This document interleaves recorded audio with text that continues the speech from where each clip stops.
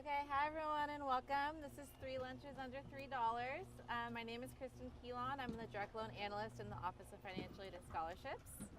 I'm Carrie Flack. I'm one of the registered dietitians at Student Health. And we're presenting this workshop on just some healthy meals that you can budget at home and prepare and take with you on campus. Yeah, so a little bit of history behind the workshop. Through my experience as a UCSB student and then working with financial aid, and then Carrie's experience as a nutritionist with Student Health, we recognize this need for students to have access to inexpensive, transportable, and easy to make meals that they can bring onto campus and that can be made without a kitchen. So these are all meals that you can make in a dorm room. You can make them at home. They can be made really quick and easy, and it's really like an awesome resource that you can pack in your bag and bring with you. And like I said, they're budget friendly because they're under $3. So some of the things we thought about when we were developing the recipe is what's something that can be made easily in your dorm room without a lot of equipment. So they're really easy to prepare, really quick, inexpensive ingredients. They can be served hot or cold. I think they're both, it's good both ways. It's very filling and energizing, so if you need something that can kind of keep you full for a couple hours, it's really helpful for that.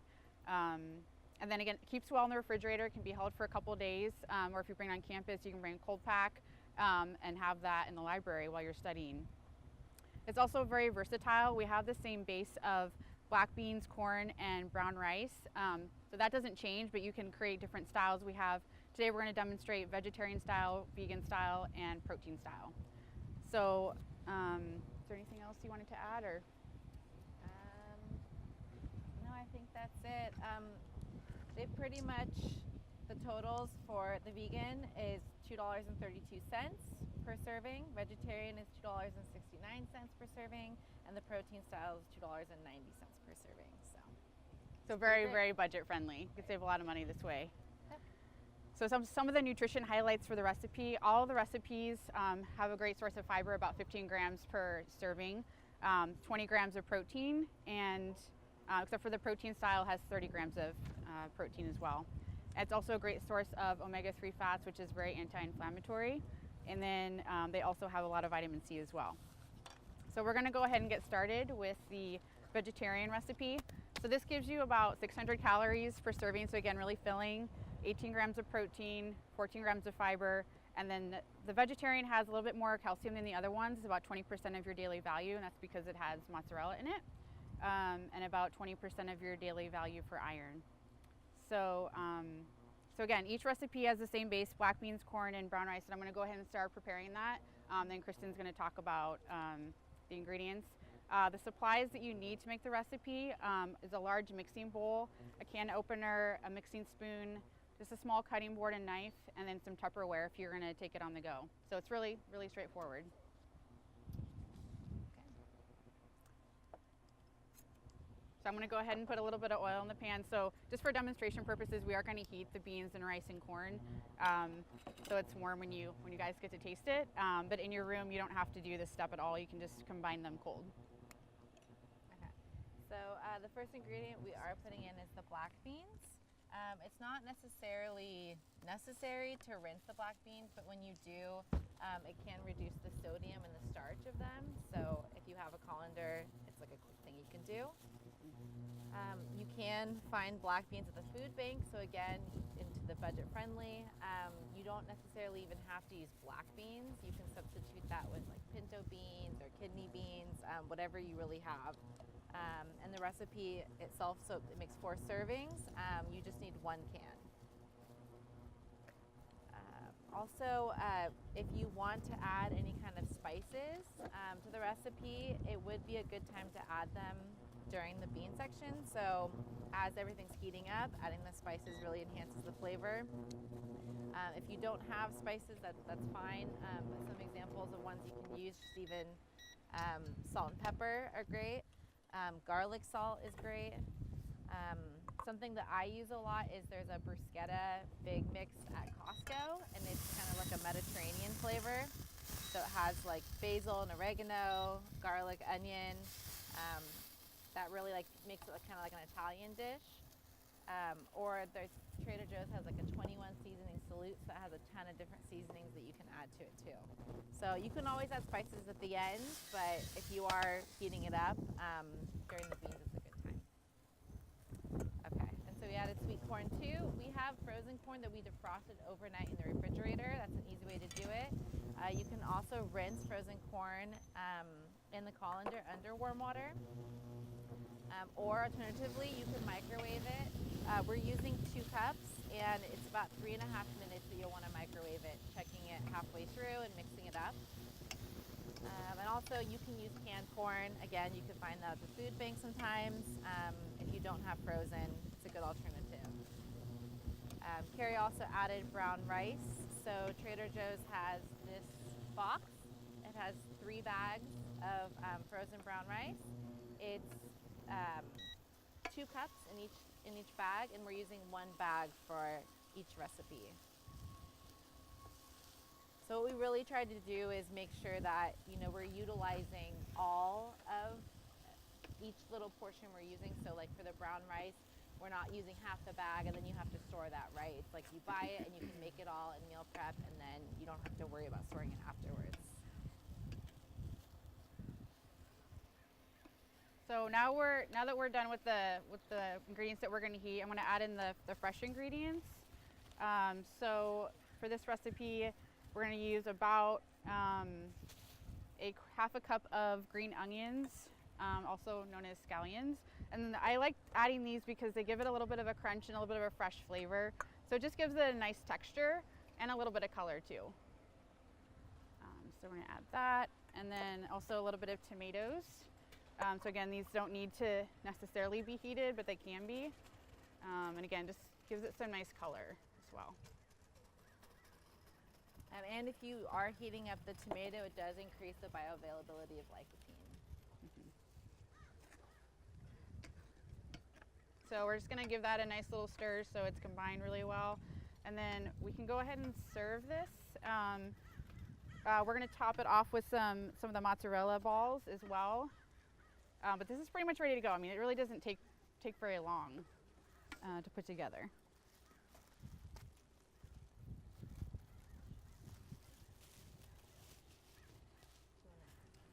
Do you want to talk about the pita bread real quick?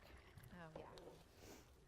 So this was actually prepared by our awesome interns 2 separate ways, the pita bread. So you can chop it in half and actually stuff half of a pita bread if you want. Alternatively, you could cut it into strips. If you have a toaster oven or regular oven, you can toast it and make those strips into kind of like pita chips and dip it in there. So that's another, it's very versatile. So the way I would serve this would be to have, have your serving bowl, serve it with half of a pita, and then go ahead and serve yourself, the amount that you want for that particular meal, which, probably about 1.5 cups or so. And then you've got the pita bread, and then we're gonna throw some of the mozzarella balls on top. Kristen suggested the marinated ones. Again, that just adds a little bit more flavor without you doing a whole lot to the ingredients. It makes a really nice addition to that recipe. So you can also use like shredded cheese. Keep in mind, shredded cheese is usually more expensive than like a block cheese. So if you aren't going to use mozzarella, I would recommend buying like a small block cheese and then shredding that yourself, or you can even use a regular knife and just chop it up yourself. And then the last step is Trader Joe's has a really nice red wine and olive oil vinaigrette. So really great ingredient base. Again, the olive oil is anti-inflammatory, helps you absorb vitamin A from the tomatoes. And then it just adds some nice seasonings as well. So I'm going to drizzle some of that over the top, and we're good to go. So we can grab some of the sample cups and go ahead and serve this. Yeah. So if anyone wants to try some, you're welcome to try it out. And you don't have to use the specific vinaigrette. You can even just do a squeeze of like a fresh citrus and some olive oil drizzle. You can make it spicy. You can add red pepper flakes or your favorite hot sauce. Didn't mention if you want to do that? Sure, thank you. So here's the mozzarella.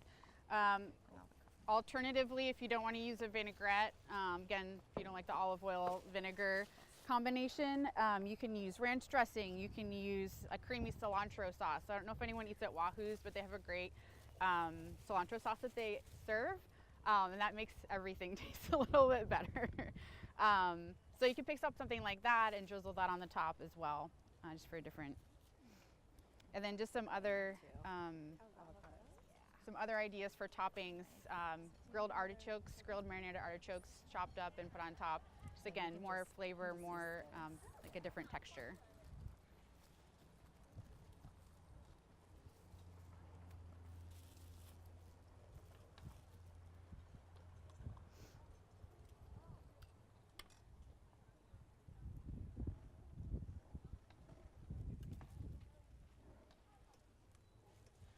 Trying to put some on here, no avocado.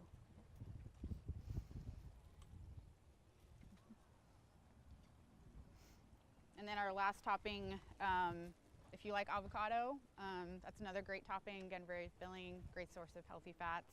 And that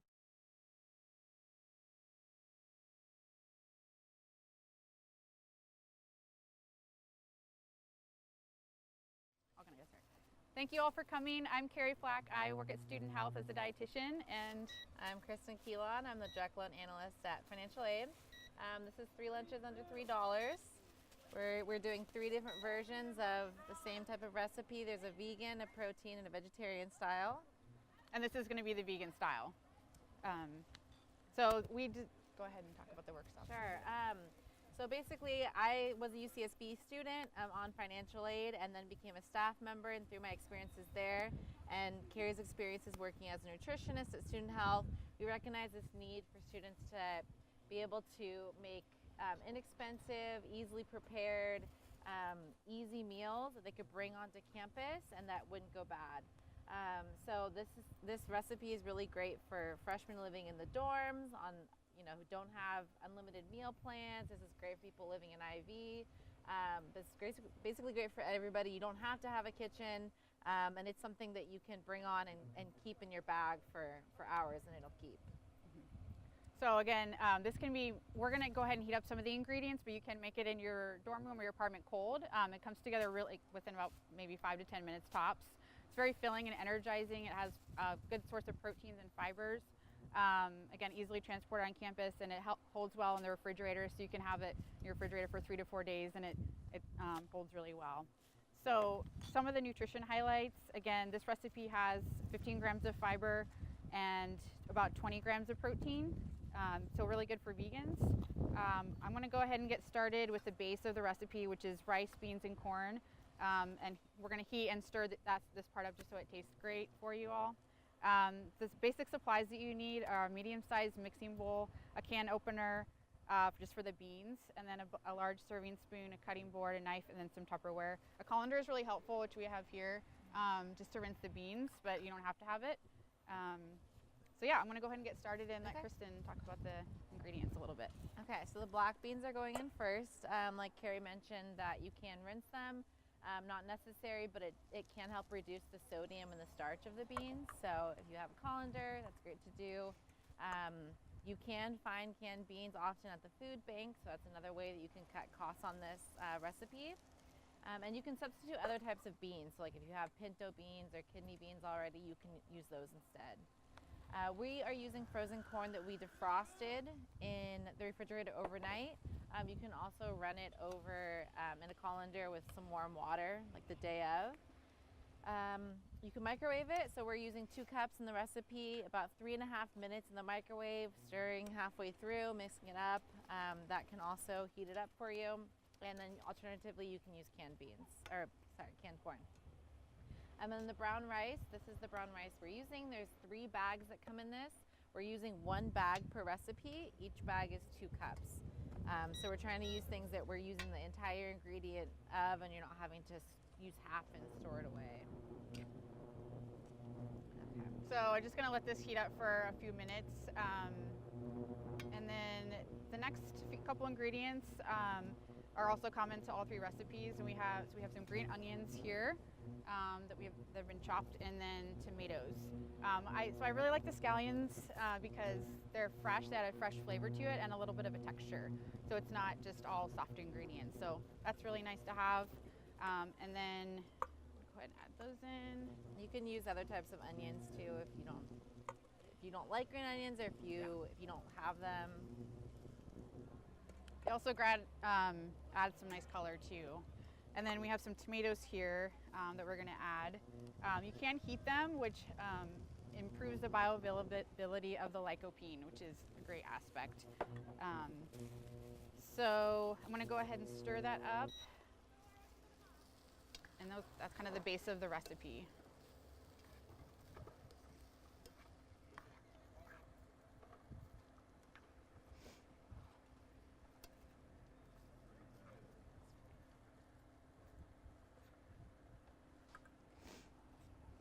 Some other options since this is vegan, you can also add tofu for protein if you have that on hand. That's accessible to you. It's another great addition. So when I'm serving this, we're going to add some power greens to this one specifically, which happen to be a really good source of vitamin C and vitamin A. So again, this is one of the more nutritious of the 3 recipes in terms of vitamins. So again, 200% of your vitamin A for the day, and then 137% of your vitamin C, which is again a little higher than the other ones. So I'm just going to go ahead and serve this on top of the greens. Another option to think about, we are using an olive oil and red wine vinaigrette. You can massage the leafy greens, especially if you have kale. That helps it to wilt a little bit and break down, so it's a little bit silkier and just easier to chew and taste a little bit better. So that's something you can also do. And we are going to serve with some pita. So this is an option where you could stuff the entire thing, like the salad, into the pita. You could cut the pita into strips, and you can toast those and make them like chips yourself. So there's a lot of options with that. Yeah. So again, that it takes about 5 or 10 minutes to put that together. Also add some avocado on top if you have that available. Just gonna help me out with that. There we go. Awesome. And that's pretty much it. So that comes together really well.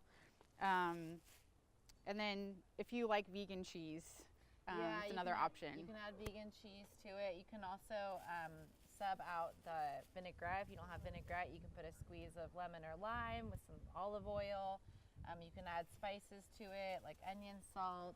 So we have a couple, just a really, or garlic salt. If you want more seasoning on your black beans and you just want, you can add that as well. So it's really versatile. You can do a lot with it. Really filling. Again, holds great in the fridge. You can so what I would do is just add, the base ingredients, the tomatoes and the green onions, and then put your salad dressing, your greens, and your avocado on like right before you're going to eat it. So then it should be good to go. So we're ready to serve this up. So if anyone wants some, come on up.